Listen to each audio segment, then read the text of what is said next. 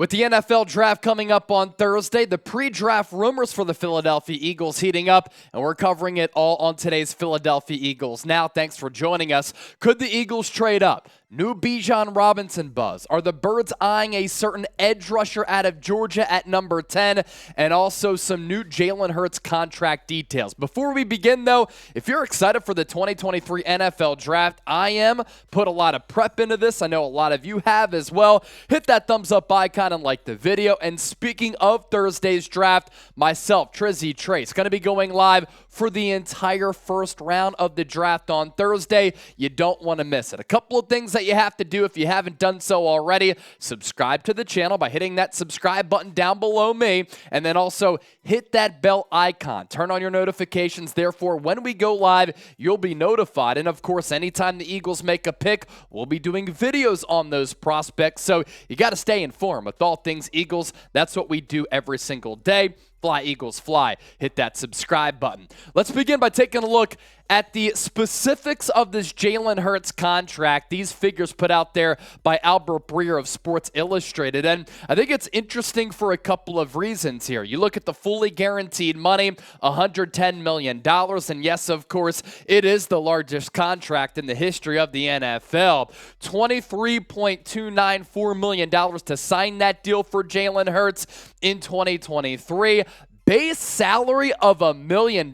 So like last year, going to be a really big value deal for the Eagles this upcoming season for a team that obviously has Super Bowl aspirations in 2024. Base salary of $1.1 million with a $38.8 million option in 2025. Similar figures there, but the option goes up to $40 million in 2026. The base once again low, but the option nearly $50 million. And then in 2027, 2028, that's when that contract with the base salary really increases a lot, $51 million in each of those years. More from Albert Breer as he took to Twitter to really release all of these figures here.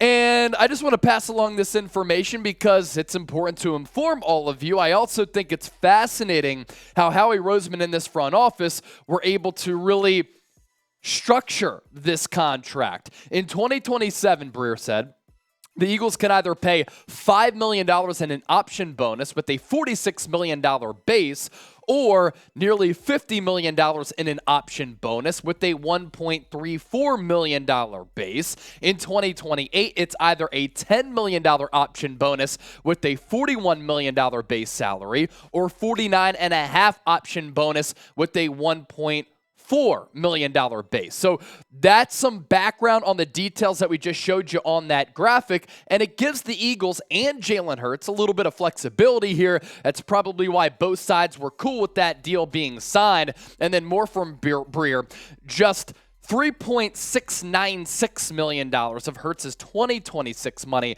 is fully guaranteed right now, but another $12.8 becomes fully guaranteed next March, and $18 million on top of that vests in March of 2025, so he's getting that money. Also, $22 million of his 2027 money becomes fully guaranteed in March of 2026.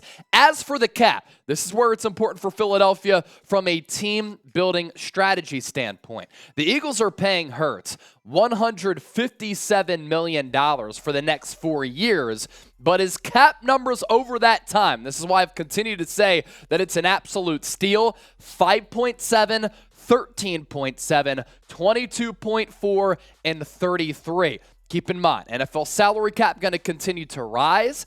These quarterback contracts are going to continue to get more lucrative. So if Jalen Hurts is able to continue to progress and get better, this contract is even better from a team standpoint for Philadelphia. That leaves $83 million in cash to be accounted for on the cap in 27, 28, and 29. If they cut Hurts after 2026, nearly $50 million in dead money hits their cap. So again, some flexibility for Philadelphia as well as Jalen Hurts. Now let's get to some of these pre-draft rumors for the Birds. Could Howie Roseman and the Eagles trade up inside the top 10, because right now, if you don't know, they have first-round picks at number 10 and at number 30. This report coming from Walter Football, pretty good site. They do a good job over there.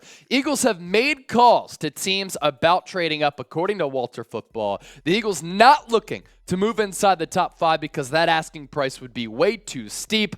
Jalen Carter is the player that the Eagles have their eyes on, but Walter Football also saying that the Eagles love Lucas Van Ness, the edge rusher out of Iowa. The production has been there, but he's not too athletic. Kind of reminds me of a Trent Cole. The problem is you got Trent Cole later when you drafted him, right? In like the 5th round, I believe, if my memory serves me correctly. Lucas Van Ness is a first rounder. You have the production, but not that twitchy of an athlete. I know a lot of people out there in the Bird Gang somewhat lukewarm on him. As for a team to watch for, Jalen Carter continues to be a lot of hot traction behind the Seattle Seahawks, taking him prior to the Philadelphia Eagles. And if that happens, it could change the Eagles' draft plans. Do they stay put at number 10? Do they trade back? Here is the 2023 NFL draft order. And as it pertains to Jalen Carter here, you don't think that the Lions, Raiders, or Falcons are going to draft him. Maybe the Bears do. If they don't, they have character concerns. As Jalen Carter did take a pre-draft visit to Chicago, does he fall to the Eagles at number 10? The Seahawks are a team to watch there at number 5. I don't think the Panthers, Texans, Cardinals, or Colts are in play. Of course, it also depends on how many quarterbacks go here in the NFL draft inside the top 10 here, because that could alter the plans for a lot of these teams as well. So we're about to talk about Bijan Robinson.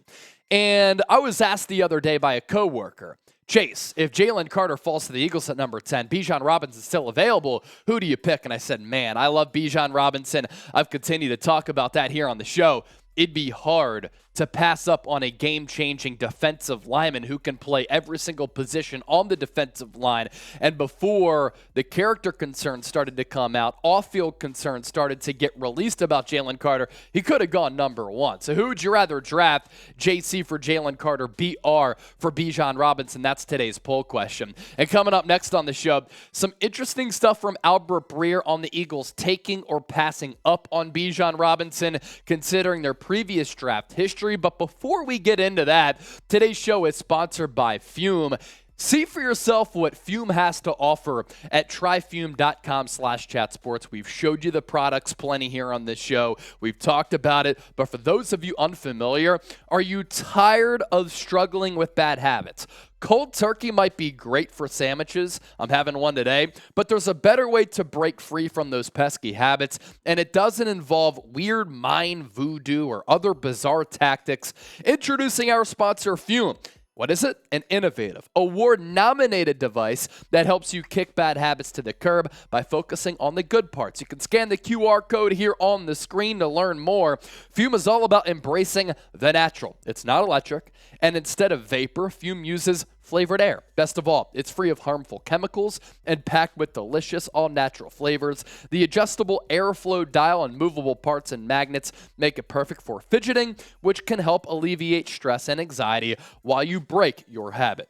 I wasn't sure what to expect, but I was pleasantly surprised by the taste, the feel, and the look of Fume. And breaking a habit, as we all know, it can be tough. But with Fume, it's easy, enjoyable, and even fun. With over 100,000 customers and countless success stories, there's no reason you can't be next. So start your journey towards a healthier lifestyle with the Journey Pack from Fume. All you have to do, visit tryfume.com/chatsports. Code CHATSPORTS for 10% off when you purchase the Journey Pack today. That's tryfum.com/chatsports. Don't forget to use our code CHATSPORTS for 10% off your order. Now, let's talk more Bijan Robinson here. It's been an interesting pre-draft process for a lot of these teams and content creators out on YouTube, because I think it's because there aren't a lot of big-name wide receivers. Like, the draft buzz this year isn't as hot as it's been in previous years. But with Bijan, you can't say that, because a lot of people are fascinated by him. Teams in the NFC, according to reports, do not want the Eagles to draft Bijan Robinson. They believe he could take this offense to another level, and that's what I've continued to try it out there with my own thoughts and opinions. And history shows the Eagles don't take running backs high, as we're about to talk about with Albert Breer. And Breer did say that the Eagles, despite them not taking running backs high under Howie Roseman, nearly drafted Christian McCaffrey with Howie Roseman running the show back in 2017. Why? Because of his dual threat ability. What does Bijan Robinson have? Dual threat ability. Here's what Breer had to say about Bijan and the Eagles' plans with him. I said Monday morning that I doubt the Eagles take Bijan at number 10. I feel that way because of so much of their history shows that they won't. Over Howie Roseman's 23 drafts in Philadelphia, they've taken 5 backs in the top 100, none in the top 50. Since he became general manager in 2010, there's been 1 back taken in the top 100 by the Eagles, and Roseman just let that cat walk, Miles Sanders, without incident in free agency. That said, over the weekend, I was told and later confirmed a story about them from 2017. The Eagles were prepared to take Christian McCaffrey with the 14th pick in 2017. So why were the Eagles willing to break their pattern of passing on running backs for McCaffrey? My understanding is that it was because of the value he brought to the passing game. McCaffrey was considered a good enough receiver coming out of school to be a high draft pick purely as a slot. And either way, the McCaffrey story at least got me thinking a little bit more on Philly and Bijan Robinson. This is interesting for so many reasons, and let's really look at it from a couple of different perspectives here.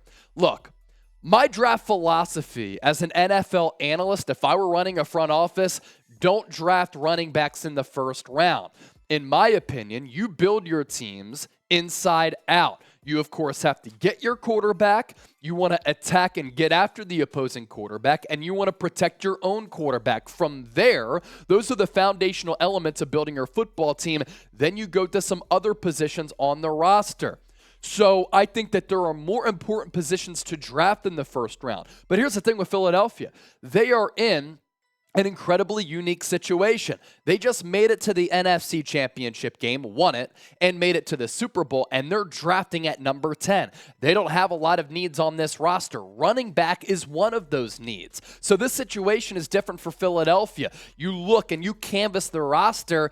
Could they use a defensive tackle? Could they use an edge rusher? For sure. Could they use an offensive tackle or an offensive guard? Yes, but I believe this NFL draft class is deep at those positions. You draft Bijan Robinson at number 10, he's an immediate plug-and-play starter. He's a 3-down running back who can carve you up running it, but also as a pass catcher out of the backfield who can also line up in the slot. He is a terrific scheme fit. He can take the burn and take the workload off of Jalen Hurts in running the football, and I believe that Bijan Robinson would immediately make this offense better, add a different weapon to it, and even improve the pass game too. Because if you're a defensive coordinator, how are you planning up against the running attack with Jalen Hurts as a threat, as well as Bijan Robinson? You can then put Bijan Robinson in the slot and use Kenneth Gainwell, Rashad Penny, or Boston Scott as a back in the backfield with Jalen Hurts.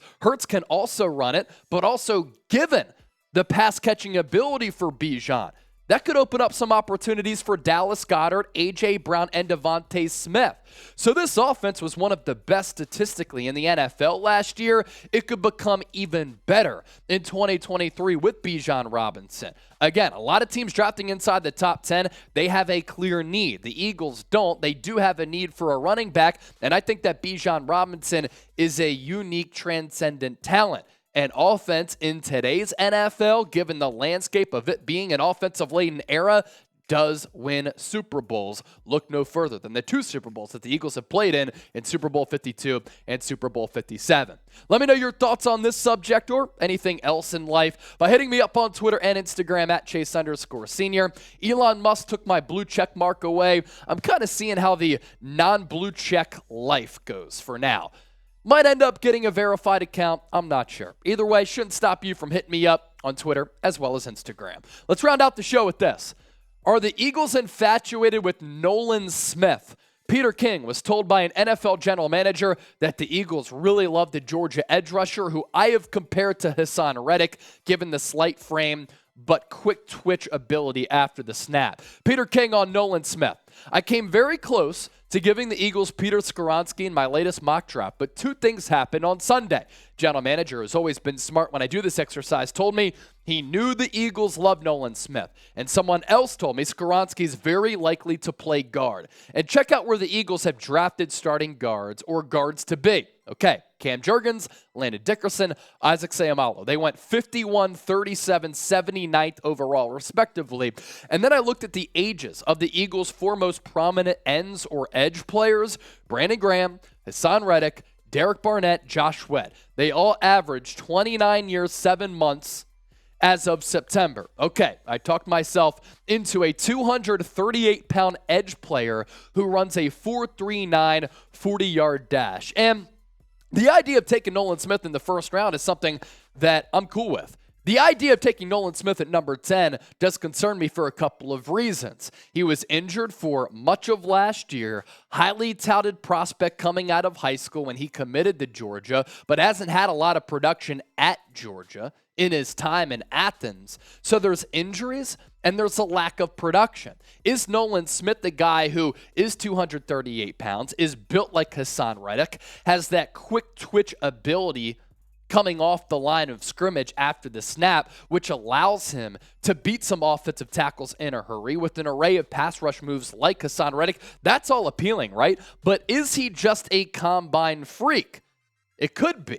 Teams have fallen in love with these types of cats before. A guy who's cut, he's chiseled, he's muscular, he's fast, 240 pounds, and at the NFL Combine in Indianapolis, he's able to show this crazy athleticism. But does that translate to the football field? Teams have fallen in love with all of these prospects before, and they've ended up being busts because at some point, you can't just rely on that athleticism. That's why I have some concerns about Nolan Smith at number 10, but he's a good scheme fit, and if he is your next Hassan Reddick, and you have him and Hassan Reddick, Josh Sweat, for the next couple of years, and he does pan out, I see why Philadelphia could like him at that spot. Let's round out the show with this. Shout him out. Give me a name down below. Who do you want the Eagles to draft at number 10 overall? Appreciate y'all for watching. Don't forget to subscribe. Cannot wait for Thursday. We're saving our livers for it. It's going to be a blast. Hope you all join us.